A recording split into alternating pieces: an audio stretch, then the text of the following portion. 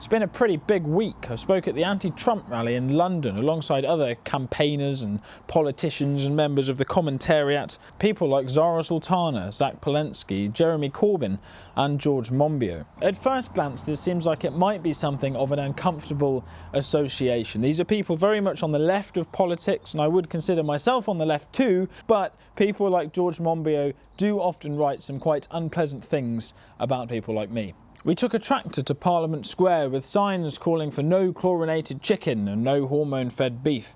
And a couple of people attending the anti-Trump rally asked if we were a counter-protest. There are cultural distinctions between farmers and the urban left, people who support the Green Party and Corbyn, who turned out to oppose Trump. But I would like to talk through this experience to make the argument that we, as farmers protesting, need to be prepared to make alliances where our interests align, which I think in this case they absolutely do.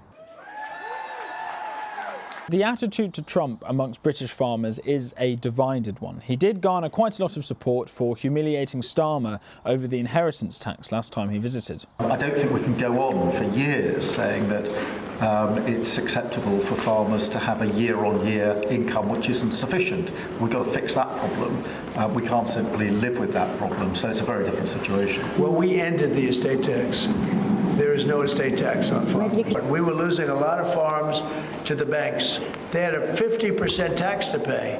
So the land would get valued and at a high number, because some of the farms were valuable, but they didn't, they couldn't quantify it. And they'd go out and borrow money to pay the estate tax, or the death tax as it's called. And they'd overextend and they'd lose the farm. And they commit suicide in many cases. Yeah, we're seeing that. No. Our levels are nowhere near 50%. They're not 50%, but the dissatisfaction is real. And this has led to some people pushing back on my decision to oppose Trump's visit, because Trump is one of the few public figures who has explicitly supported us against our government. But it's not entirely clear how widespread support for Trump is in the British countryside. Although, of course, a very small sample size, the Midlands Farmers Campaign Group put out a poll recently that suggested most farmers, or people interested in farming political action, did not think Trump was a good thing for us. And I also understand that American farmers are not entirely sold on Trump, because his administration has sacked a lot of important civil servants and he's pulled funding and there's difficulties with the tariffs and stuff. So even if people agree in principle with the stuff he's doing, they might have issues with the implementation. But anyway, on Wednesday, the 17th of September 2025, Save British Farming was part of the Stop Trump Coalition, which held a rally against Trump and Trumpism outside Parliament. You can see the different protest groups here. They're varied and covering a very wide range of issues, but all united in opposition to either Trump or Trumpism. Setting up, we repeated the great novelty of driving a tractor to Parliament Square, and when we got there, a chap possibly a bit younger than me asked if we took questions. He then said he completely agreed with our banners against chlorinated chicken and hormone-fed beef, but didn't agree with us on the inheritance tax. Now, as all farmers know, if you're put on the spot about the inheritance tax, it's very difficult to explain succinctly, because it's about return on capital employed and cash flows and such. But that is the problem with campaigning on the inheritance tax. It's about asset value, which makes it divisive. People who live in rented two-bedroom flats in London are going to think that we are very lucky to have an asset and that we are trying to dodge tax. Now, of course, that isn't quite what's happening, which is why nuanced messaging is important. But the inheritance tax has divided farmers as a campaigning group from other people who might share our interests. And it's also had the effect of distracting a lot of farmers from the arguably much more significant problem of an American free trade agreement, which could undercut and bankrupt us before we're ever served a tax bill. And this is not hypothetical. The UK-US economic prosperity deal announced earlier this year has allowed 1.4 billion litres of American bioethanol into this country tariff-free for almost nothing in return, which means our largest domestic bioethanol plant has already closed, and we've lost a major buyer of wheat. But a full agreement will see the Americans want us to open our borders to all of the things they produce, which includes chlorinated chicken and hormone-fed beef. We cannot compete with this as producers. They will also want American tech companies to be allowed into the NHS, but crucially, for a free trade agreement, we will have to reduce our food standards. And in that, we can align with the political left. We, as producers of food, don't want to be undercut, that's not in our interest, but they don't want substandard food. They want healthy food, and they broadly want environmental regulations to be upheld. So I made my speech outside Parliament between Jeremy Corbyn and George Monbiot about chlorinated chicken, which seemed to go down very well with a crowd I was nervous might be slightly hostile. I think it's very important to speak without notes in these things, so naturally I missed a few nuances, but we're ironing those out in this video. I speak for Save British Farming. We have brought our tractor, you might see over there, and we are very proud to stand with you today because we fight against substandard food. We do not want chlorinated chicken coming into this country. We do not want hormone-fed beef. Trump has come to this country to refine his trade deal.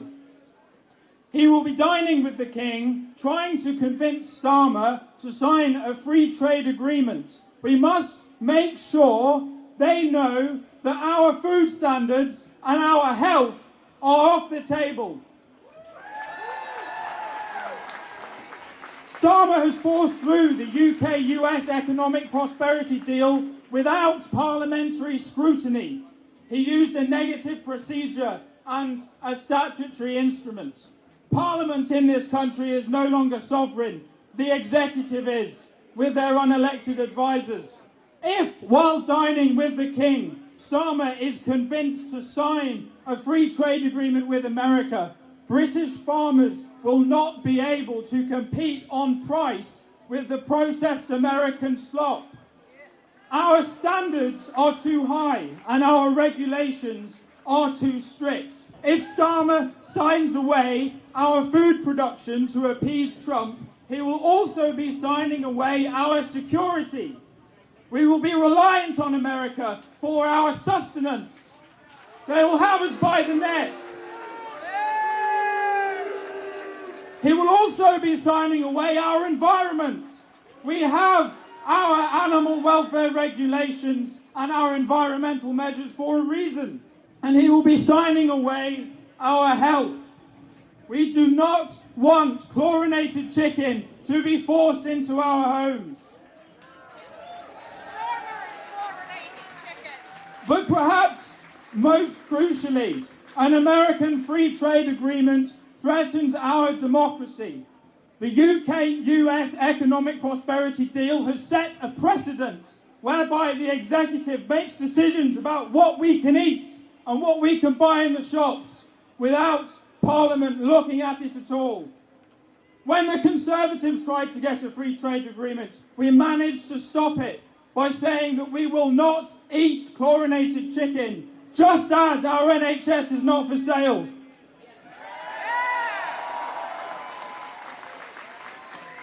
It's an honour to have stood with you today. Do come and say hello by the tractor. Thank you very much.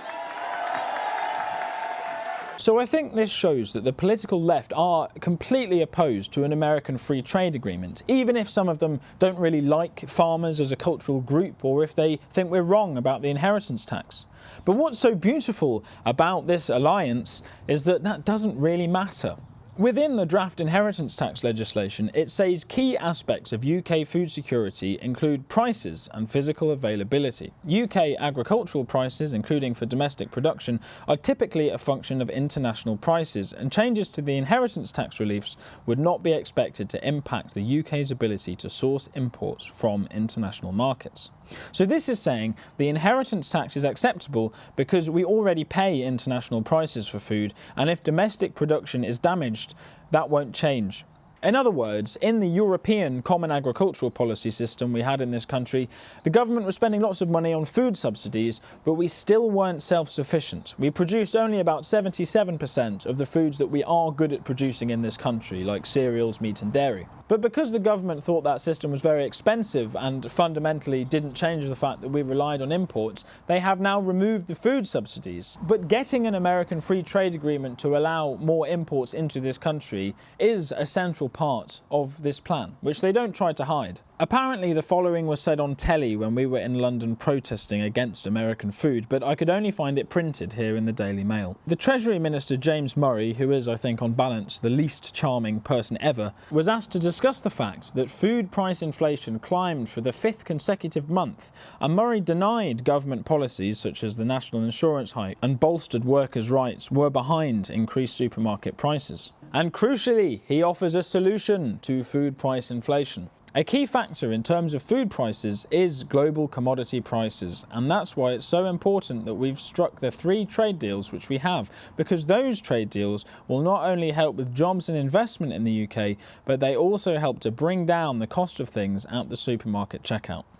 So very explicitly, the government are looking to import cheap food as a solution to problems. They want trade deals that are unfavourable to British farming. And if they achieve that, it would probably save the taxpayer money and food subsidies and may reduce the food price. It would of course also have lots of negative effects like food security, public health and therefore workforce productivity. I think arguably it would be bad for climate change globally because our climate is very favourable to producing the things that we're good at making. It would also make our balance of payments worse because we're sending lots of money abroad to buy the food. There's lots of reasons this is not a very good idea. But in a world where government support for British farms have been removed and the food supply has been flooded with cheaper American products that we can't compete with, farming businesses will become extremely unprofitable to a much greater degree than they are now. But farmers typically don't believe in using land for solar panels or biodiversity net gain. They think it should be used for food production, so they're very reluctant to do other things with it that might generate more money. So in order for the government to get those alternative land uses that will move more money around the economy and hopefully get GDP growth, they have to turf the farmers off and give the land to somebody else, which is the purpose of the inheritance tax. Not to indulge too much in speculation, but on this point I found it very odd that Blackrock, the asset managing company, was invited to the state banquet with Donald Trump and the King. Blackrock are neither British or a governmental institution. So the government's logic leading to the inheritance tax only really makes sense if we can rely on other countries for our food. So as campaigners, we have to stop that from happening. And that can be done by aligning with the left and saying with them, we don't want chlorinated chicken. Then the government can't reduce our food standards, they can't have a free trade agreement with America, and they're going to have to come up with a different food plan that actually involves British production. At which point the inheritance tax becomes nonsensical. And this has happened before. The Conservative government tried to get a free trade agreement with America and it was sunk by people harping on about chlorinated chicken. So this government knows that that line of attack is a genuine threat to their agenda. And if we are to suppose that these people are very clever, we could say that the inheritance tax has very skillfully divided farmers from other people who care about food standards. But arguably they are also avoiding popular opposition to trade agreements with America by bypassing the democratic process entirely. This is really boring and technocratic, but that's how they get away with it. The UK-US Economic Prosperity Agreement is this statutory instrument, which is a law laid by the government which could be scrutinised only in the very narrow window between these 2 dates. But there is some confusion as to whether it was clear what this statutory instrument was at the time it was laid, and this was passed into law without our elected representatives having a say at all. Democracy in this country is being quietly undermined by technocrats while they have an enormous parliamentary majority. They didn't need to bypass Parliament to get this deal through the House. People look to America and see that democracy and civil liberties are under attack, but it's happening here too, just under a Labour government. They're bypassing the democratic process. They're attacking citizens' property rights with compulsory purchase reforms, and figures even on the left are trying to normalise the idea that we should roll back human rights protections.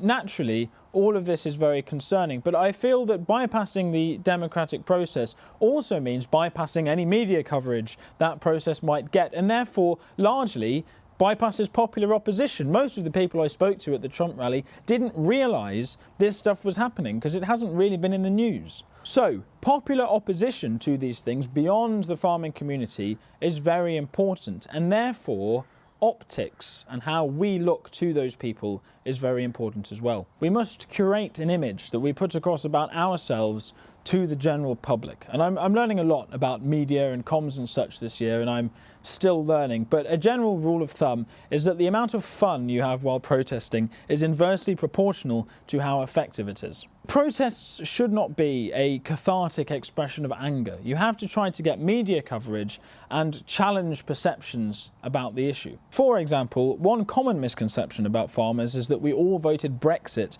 and therefore brought all of this stuff down upon ourselves and deserve it. Now, this isn't true, literally, in that if you account for the old average age of farmers, they were more likely to vote for Remain than the rest of the population. But this misconception can produce quite a vindictive attitude amongst Remainers who see the negative effects Brexit is having on the food system, which is something that they campaigned against and very much do not believe in, but they think, the farmers voted for it, I'm glad they are suffering. This is ubiquitous on Twitter.